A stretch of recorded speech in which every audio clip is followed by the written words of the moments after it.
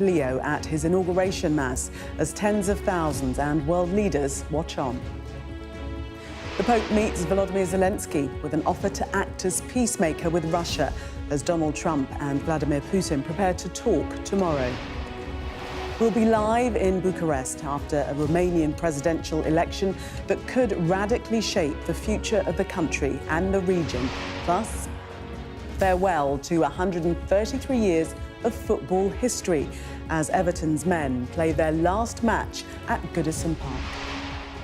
And we'll take a first look at tomorrow's front pages in our press preview from 10:30.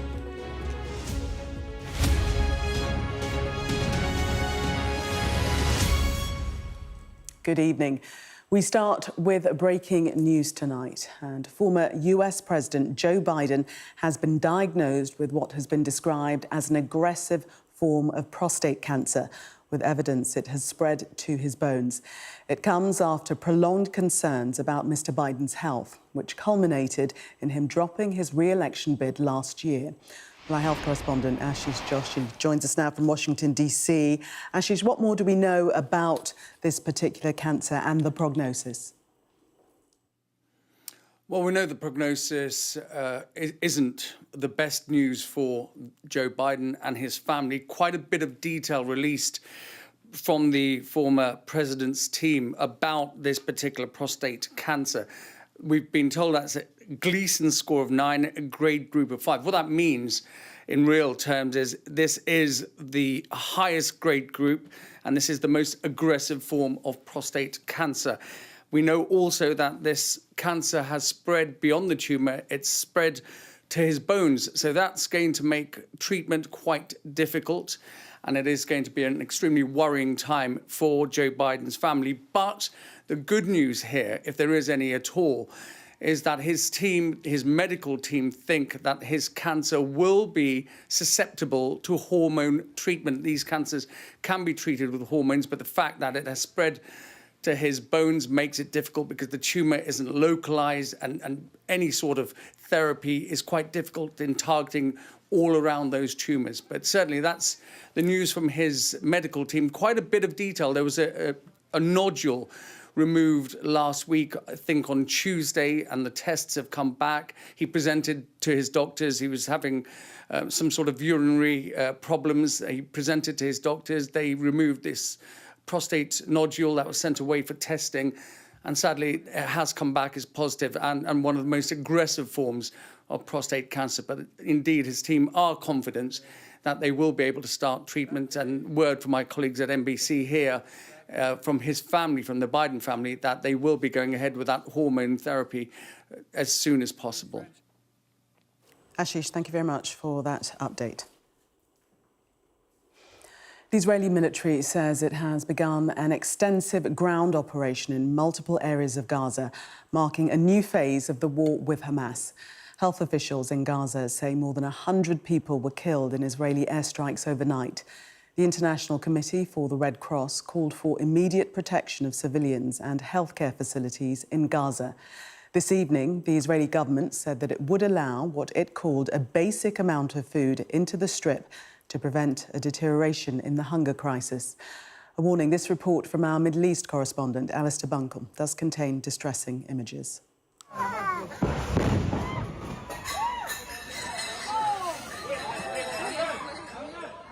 This happened last night in southern Gaza.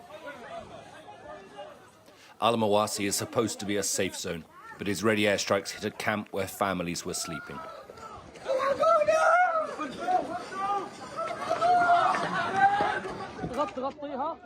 They desperately tried to put out the fires, even throwing sand onto the flames.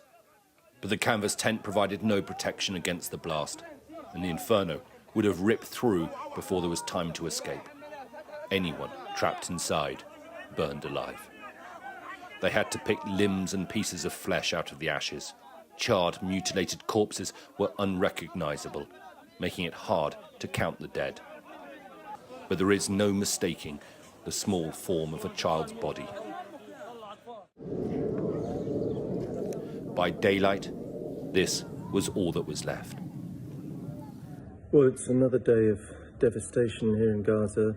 The stories coming from the north, absolutely horrific, particularly around the Indonesian hospital, but also in Al-Mawasi area this morning where 36 people were killed in so-called safe zone.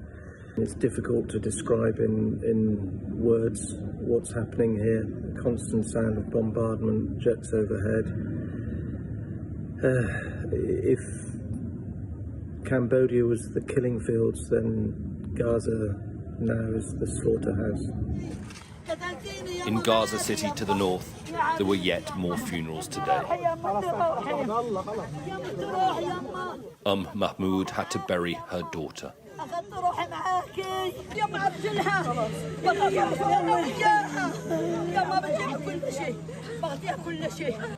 As heavy as the strikes have been over recent days, this is said to be only the start of Israel's new offensive, and it is expected to become much more intense, possibly in the coming days, if a ceasefire agreement isn't reached.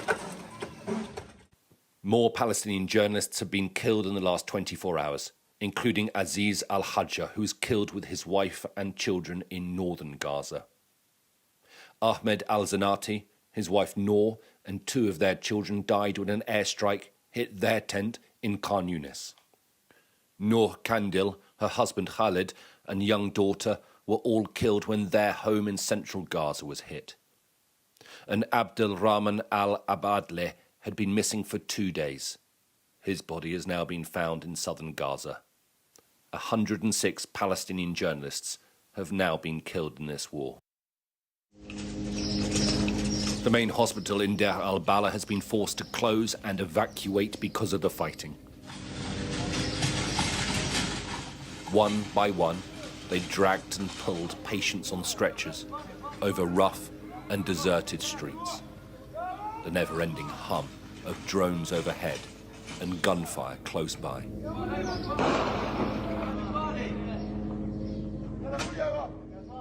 Alistair Bunkle, Sky News in Jerusalem. Pope Leo has vowed to work for unity and peace in front of an estimated 200,000 people who attended his inauguration mass in St. Peter's Square. And we soon saw that ambition in action as he went on to meet Ukraine's President Zelensky with an offer to act as a mediator in the war with Russia. Our Europe correspondent Siobhan Robbins reports from Rome. Under the Roman sun, a pope greets his people. Through the tens of thousands gathered in St. Peter's Square, Leo XIV made his way, a relaxed and smiling pontiff riding in an open-top Pope-mobile. Stopping every now and then, he blessed babies in the crowd.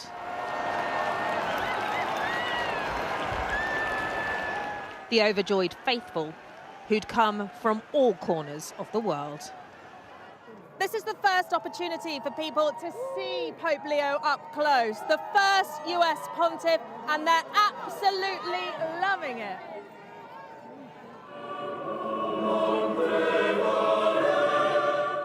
Then, after the excitement, a moment of reflection.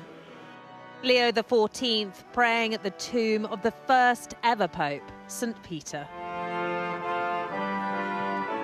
Before making his way towards the altar, retracing the journey of pontiffs past. In front of princes, vice presidents, and the public, Leo then received the papal possessions. First, the pallium laid around his shoulders, then the fisherman's ring placed on his finger by the Asian cardinal who many once thought would be standing in his place.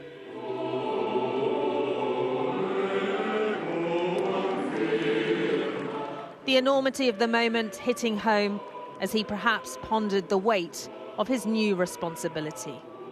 A cardinal turned pope, a follower, now a leader of 1.4 billion Catholics worldwide. Cari fratelli cardinali. And what type of leader will he be? His inaugural mass gave hints, first of a seemingly humble pope. Senza alcun merito I was chosen without any merit of my own, and now, with fear and trembling, I come to you as a brother who desires to be the servant of your faith and your joy. A pontiff pledging to sow peace and unity. In this our time, we still see too much discord, too many wounds caused by hatred, violence, prejudice, the fear of difference, and an economic system that exploits the earth's resources and marginalises the poorest. Pope Leo then prepared the Holy Communion.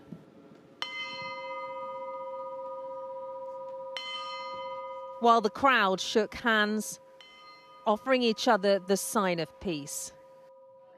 A message Leo would return to at the end of the Mass.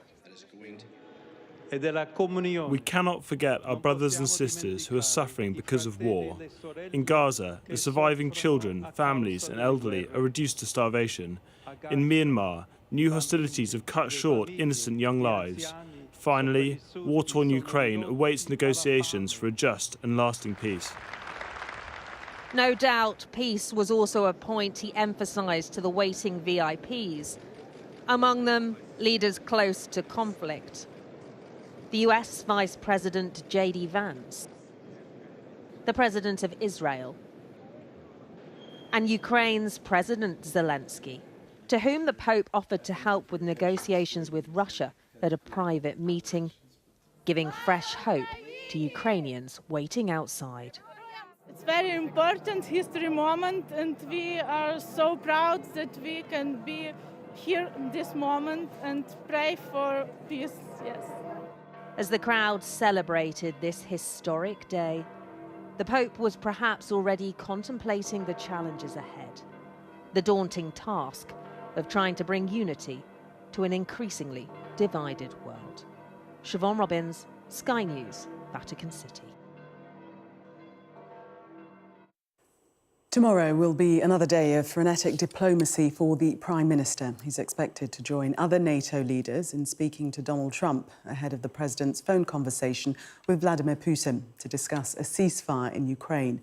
But the main item on Keir Starmer's agenda is the first UK-EU summit since Brexit, designed to, in his words, reset relations with the bloc. Here's our political correspondent, Serena Barker-Singh.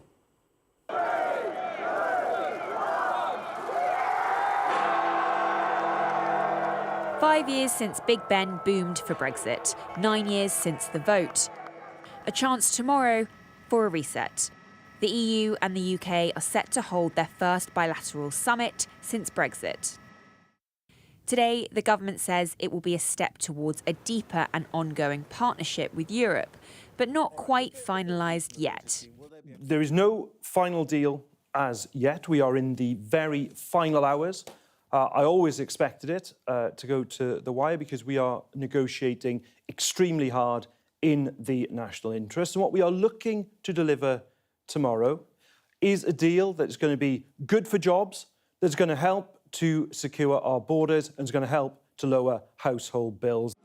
Key conflicts include the UK's position on fishing and a youth mobility scheme for EU students. There is a willingness, I believe, at political level on both sides to come to an agreement. I have no doubts about that on the European side. But let's hope that some specific issues that are sometimes toxic will not, prevent the leaders to come to a decision tomorrow. 12,645. 2 weeks after voters deserted the two main parties in British politics, Keir Starmer has since been on a media blitz, hoping that by securing international deals, it might help him prove they shouldn't give up on his government. But the strong performance in the May local elections of Nigel Farage's Reform UK party, currently leading the polls, means any close alignment with the EU is fraught with political risk. When people hear about a youth mobility scheme, they think about an 18-year-old coming over and working in a bar. But actually, we may well be looking at a scheme which allows 30-year-olds to come over and claim access to the NHS on day one, to claim benefits on day one, to bring their extended families. After years of bitter relations, last Friday, Starmer told European political leaders meeting in Albania the UK would not turn inwards. the UK taking its place on the world stage, strengthening our alliances, supporting freedom and peace in Europe. A sign of openness going into next week, but with big symbolism also comes big challenges. And Serena joins us now live from Westminster. So, Serena, a busy day of diplomacy for the Prime Minister, obviously on EU relations, but also to try to shape Donald Trump's approach to Ukraine. Exactly. He'll have to work to try and knock headlines off and focus on this EU summit. But full of symbolism it will be, and Downing Street will be pulling out all the stops. They're going for the full works. They're hosting this in Lancaster House. A warship is meant to be brought to the Thames to be shown off, even used to potentially host lunch. And then also a final Rose Garden Downing Street conference if they get to it. It's a summit of what the Prime Minister is hoping will mark this new era and reminding us that in the last 2 weeks they think they've made strides on trade deals with India and the US. And whilst government insiders say that they're not expecting a giant new deal with the EU as soon as tomorrow, they do say it's in the final stages. They're not trying to rewrite Brexit, they say, but they will try to improve the existing Brexit agreement. Now, this is a significant moment nonetheless. After years of bitterness, the government will be trying to make meaningful agreements, particularly on defence, I think, tomorrow, and tidying up some of the cooperation between the UK and EU countries on security. The trouble is for them are also the optics, how close a deal this looks to any kind of Brexit reversal. Reform UK and the Conservatives will be looking on for any sign of that, but also whether the public have the stamina for another summit, another big spectacle before they feel real change. Thank you.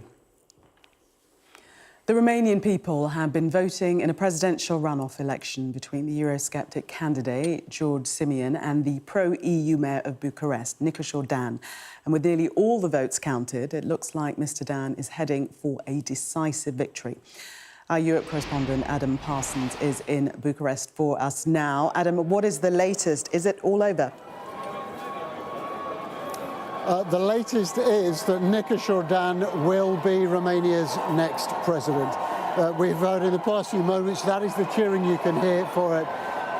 He leads this election runoff against George Simion by more than 900,000 votes, and the official commission says that there are now only slightly more than 800,000 ballots to be counted. In other words, George Simion cannot get to the total that Nicușor Dan has reached, so we know that Dan will be Romania's next president after a campaign that has divided this nation between those backing a populist, nationalist, hard-right politician, a young man with not much political pedigree, but with a view of changing this country, of saying that it was that he was the anti-establishment candidate, picked against Nicușor Dan, the mayor of this city of Bucharest, a 55-year-old, much more experienced politician, pro-West, pro-EU, someone much more from the political centre. You'll remember in the first round of voting, it was Simion who won, who's got a convincing victory. But after that, what seemed to happen is that while he certainly picked up votes, that a lot of the nation really coalesced behind Nicușor Dan and decided that effectively they would pick him simply because they didn't want Simion. There are people here who are very ardently in favour of Nicușor, but there's a lot of people in that crowd who are carrying European Union flags and who said that they feared that Simion would take them out of the EU, something that, I have to say, Simion flatly denied when I asked him about it. There are people there who thought that Simion was a retrograde candidate, the sort of person who would take Romania back towards the philosophy of its communist past, something that there are a lot of people who dread that sort of rhetoric. And there are plenty, particularly here in Bucharest, who see Nicușor as a much more modern political figure. This was a closely run race, and perhaps only a week ago, It was Simeon who was the favourite. Tonight, the exit poll came out, and to everyone's surprise, predicted a wide victory in the end for Lineker.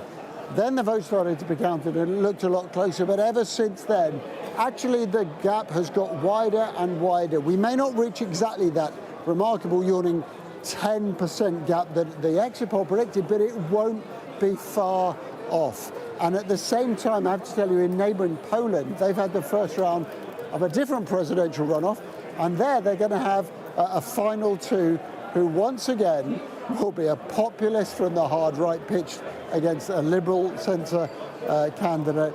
We will watch with interest there to see if it's replicated, but the news here in Romania is that the next president will be the mayor of Bucharest, a centrist politician, Lineker. Adam, thank you. An investigation has been launched in New York after 2 people were killed when a ship crashed into the Brooklyn Bridge. The Mexican Navy sailing ship was about to leave New York when its masts hit the bridge on Saturday night. The New York Mayor, Eric Adams, said 19 people needed medical treatment after the crash. The ship had 277 people on board as it set off for a goodwill tour to Iceland.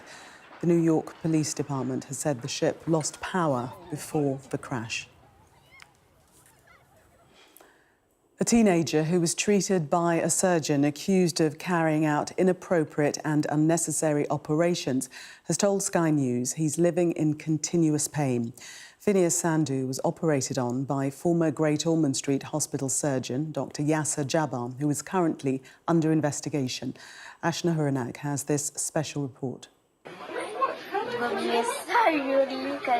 This is Phineas, aged 7, thanking well-wishers as he recovers from the first of now 2 deemed unacceptable operations at Great Ormond Street Hospital, done by a now unlicensed surgeon. Phineas was born with a condition that causes curved bones in his legs, so a reconstructive lengthening procedure was carried out on his left leg in 2017. A few years later, the same was done to his right one too. But rather than getting better, the pain has worsened. The surgeries, he's now been told, were inappropriate for his young age and caused him harm. Trusting somebody is hard to do, knowing what they have done to me. It wasn't something just physically, like my leg pain, everything else. It was emotionally, because I put my trust in that specific doctor. We didn't really understand the more scientific terms. We just went by what he said. The doctor was Mr. Yasser Jabbar, a former consultant orthopaedic surgeon who has not had a licence to practice medicine in the UK since last year. Now 15 years old, Phineas struggles to be on his feet for more than 10 minutes. And how's the pain? Oh, the pain. Every day. Continuously, the pain. It's not something really sharp, although it does get to a certain point where it hurts quite a lot, but it's always there. It just doesn't leave. It's like companion to me. The family had moved back to their native Romania 4 years ago, but due to the impact of the surgeries he's had, doctors there refused to treat him. So they had no choice but to return.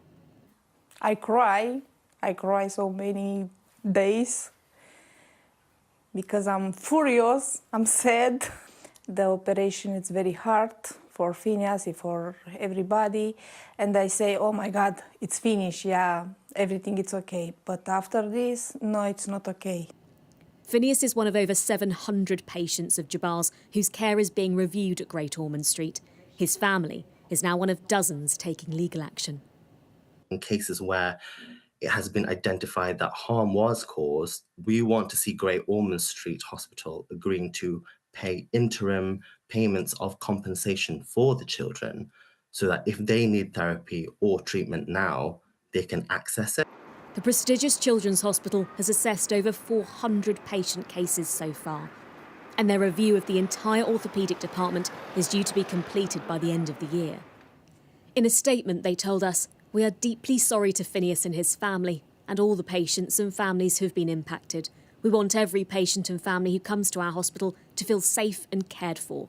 We will always discuss concerns families may have, and where they submit claims, we will work to ensure the legal process can be resolved as quickly as possible. Phineas is accessing mental health support to prepare him for corrective surgery later in the year. One he didn't anticipate he'd need, but could finally free him from pain. Ashna Harinag, Sky News in Essex. Just want to bring you some breaking news now, just coming into us. And Sky News understands that Gary Lineker is set to leave the BBC after Sunday's final match of the day of the season. That's rather than staying on to present the FA Cup and the 2026 World Cup. It's understood that an announcement is due tomorrow, as it's been first reported by the Sun newspaper. So just to reiterate that breaking news, Gary Lineker is set to leave the BBC after Sunday's final match of the day of the season, rather than staying on to present the FA Cup and 2026 World Cup. It's understood an announcement is due on Monday.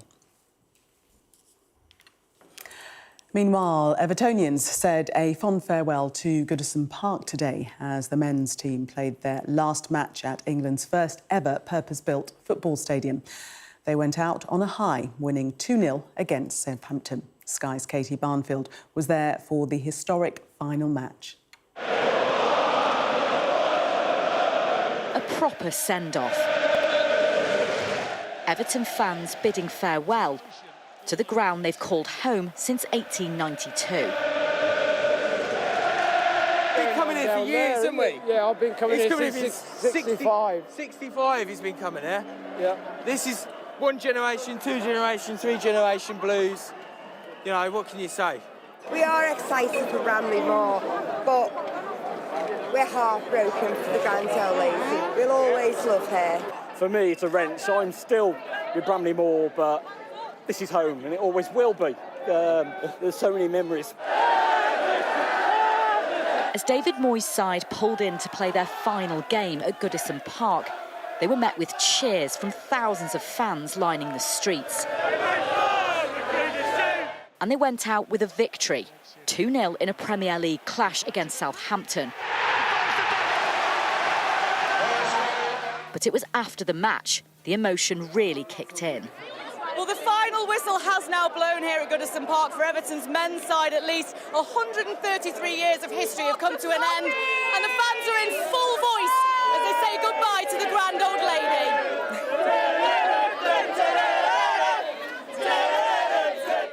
Over the years, Goodison Park has played host to more top-flight football than anywhere else in England. From having the pitch graced by some of the greats of the game during the 1966 World Cup to Everton's glory days in the 1980s. And the ground has a new chapter ahead when it becomes the home of Everton women from next season, while the men's side move to a brand new stadium at Bramley Moor Dock. It's one of these grand old stadia where it's so close to the pitch, and you can't recreate that anywhere. I know Bramley Moor Dock, they've done their very best, and it'll be as close as possible to that experience, but you can never recreate that intimacy that you get at a grand stadium like Goodison Park. It's been the site of so many special moments for Everton fans young and old, but as the club moves into the future, the memories of Goodison Park will live on. Katie Barnfield, Sky News in Liverpool. Let's get the rest of today's sports news now with Nick. Staying connected is vital for business. Sky Business sponsors this report. Dowling's idea about coaches is an interesting one. 42% of Premier League first-team coaches across the last 6 seasons have been English. 56% have been British. The Premier League are also committed to coach development, launching an elite coaching plan in 2020 with a clear philosophy: better coaches lead to better players. Through that, they've supported 480 coaches and coach developers over the last 5 years. Alongside that, there's the Professional Coaching Partnership, bringing together the Premier League, FA, EFL, League Managers Association and others to offer further support for coaches. The League Managers Association, which represents managers in our top 4 divisions, told us they run a significant number of qualifications and personal development services for English coaches, all of which are oversubscribed, they say. But they admit that the football industry in this country is competitive, volatile and short-term. They say increased foreign ownership of English clubs and the purchasing power of English football mean clubs can scour the globe, and that has narrowed opportunities for home-developed coaches.